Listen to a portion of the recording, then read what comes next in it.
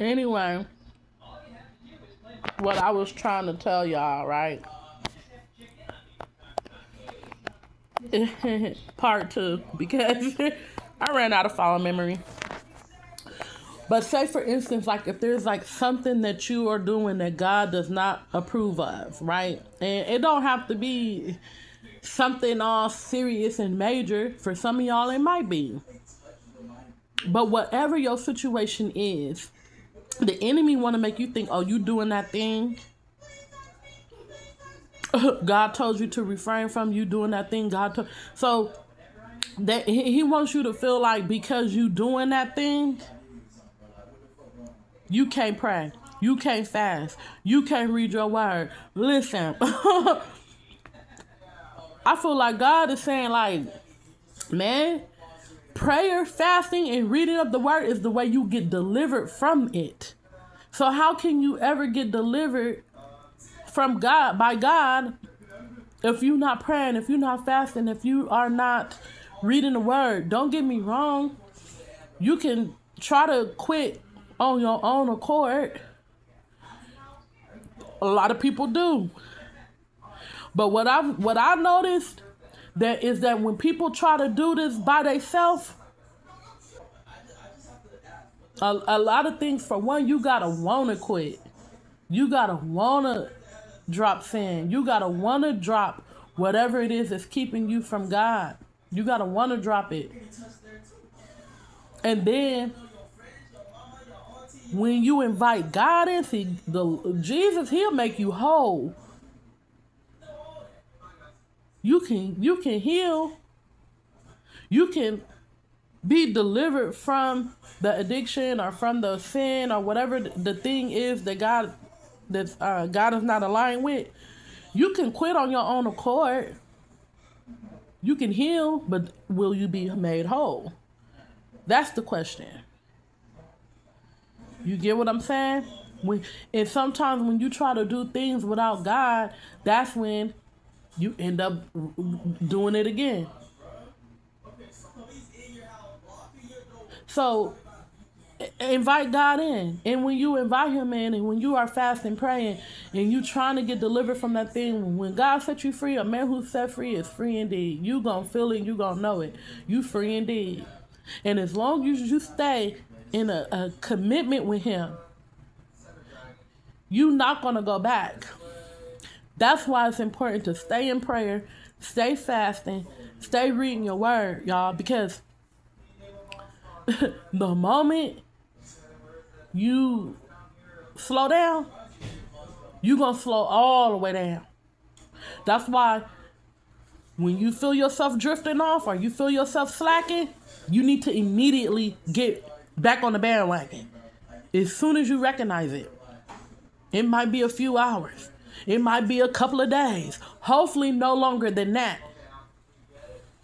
Sometimes it might be longer than that, but God is saying, listen, he don't like lukewarm. He rather you be hot or cold. Yes, that is true. That is very true. He wants you to be hot.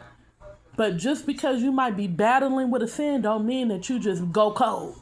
No, you get as hot as you can. You get what I'm saying? Sometimes certain things, addictions and certain things are not that simple to just stop doing. Those of you who know, you know. I've been drug free for a while. I've been alcohol free for a while. I have been smoke free for a while. Thank God. All thanks to the Most High God. No marijuana, no cigarettes, no drinking. But that don't mean that I still don't struggle with some other things. You understand what I'm saying? He's got me out of the abusive relationships. Do I still struggle in parenting? Yes. Do I still struggle with screen time? Yes. Do I still struggle with anger sometimes? Yeah.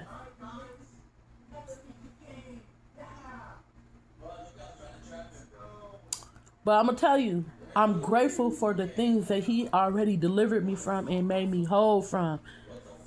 And I think about that, and I give him thanks for that. And that helps me to better myself in the other areas that I'm still working on. You see what I'm saying? Everything don't always fall off all at once. It's a process. Listen, it's a progression. You understand what I'm saying? But you'll find yourself getting better and better and better. The more you keep going, That's why it's important to remember that God is not always there when you call him, but he's always on time. And a lot of times it be a test when you don't hear from him, when you don't get those answers and those responses, like I said in the part 1. It be a test to see, what are you going to do? Are you going to let your shame, your mistakes, guilt, not hearing from God, not getting answers from God, keep you away from him? Are you going to let that sin that you've been hoping to get delivered from keep you away from him? Or are you going to fast and press in even more, pray and press in even more? Are you going to let the fact that you slipped up for a little while keep you so ashamed from God to where you don't get back on the bandwagon and begin to be on hot for him? Or are you just gonna cool off and go and be cold somewhere? You see what I'm saying? God don't want that. I want you to get hot. You find yourself slipping, getting warm, do what you gotta do to get back hot. You know what I'm saying? Don't give up on the Lord because you don't see results. Don't give up on the Lord because he's not giving you the answers you want. Don't give up on the Lord because you're ashamed, because you feel guilt, because you haven't spent time with him in a while. Maybe it's been longer than a couple of days. I don't know who that's for. Maybe it's been a few years. You get what I'm saying? I don't know. But don't let that stop you. It's always a chance. It's always an opportunity to get back in there. That's what the enemy wants. He want to use the fact that you feel guilty, that you feel shame because you haven't been spending the amount of time with God as you should have. Maybe you backslid. Maybe you relapsed. He want to use that guilt to keep you from him. He want to use the fact, oh, God ain't answered you. He's not going to always be there when you call him, but he's going to be on time. He's going to be on time. Okay? Just hang in there. How will you ever know if you let go? I hope this message helps somebody. Y'all like, share, and subscribe. Peace.